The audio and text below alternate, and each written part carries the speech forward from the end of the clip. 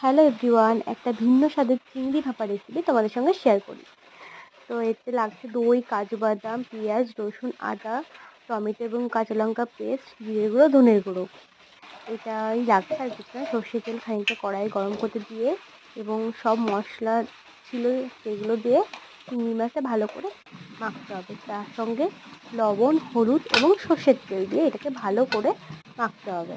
এই রান্নাটা খুবই ইজি, খুব মানে একদম চটজলদি ইজি। এই সব মশলাগুলো আমি দিয়ে দিলাম।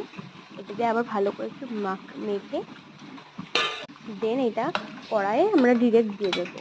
কোনো এক্সট্রা ভাপার কোনো দরকার নেই। এটা কড়াই ভাপা যেটাকে বলে, কড়াই ডিরেক্ট ভাপা।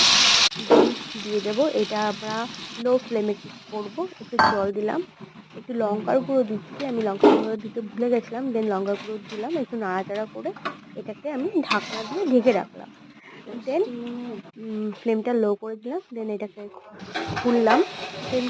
এটা রেডি আমাদের চিংড়ি মাছ ভাপা। এটা আমরা গরম মশলার গুঁড়ো দিয়ে সার্ভ করবো। তো আমাদের সিম্পল ইজি রেসিপি